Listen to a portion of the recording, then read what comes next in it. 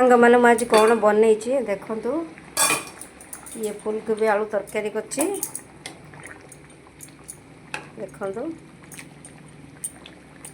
ତରକାରୀ କରିଛି ଆଉ ଇଏ ହେଉଛି ସାଧା ଫ୍ରାଏଡ୍ ରାଇସ୍ ଦେଖନ୍ତୁ। କ୍ୟାପ୍ସିକମ୍ ବାଦାମ ଆଉ ସବୁ ପକାଇକି ବିଟ୍ ଗାଜର ସବୁ ପକାଇକି ଏଇଟା ସାଧା ଫ୍ରାଏଡ୍ ରାଇସ୍ କରିଛି।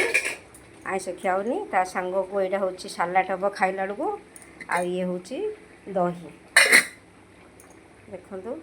ସାଧା ଫ୍ରାଏଡ୍ ରାଇସ୍ କେତେ ସୁନ୍ଦର ହେଇଛି। ଆପଣଙ୍କୁ ଡାଲି ମଧ୍ୟ ଦରକାର ନାହିଁ କି ତରକାରୀ ମଧ୍ୟ ଦରକାର ନାହିଁ। ମୁଁ ଆଉ ହଳଦୀ ଗୁଣ୍ଡ ପକାଇନି କାହିଁକିନା ମୋତେ ହଳଦୀ ଗୁଣ୍ଡ ସାଧା ଫ୍ରାଏଡ୍ ରାଇସ୍ ଭଲ ଲାଗୁନି କି ମୁଁ ମସଲା ମସଲି ମଧ୍ୟ ପକାଇନି। ଆଉ ଇଏ ତ ସାଲାଡ଼ ହେବ। ଇଏ ଫୁଲକୋବି ଆଳୁ ଝୋଳ ଦେଖନ୍ତୁ।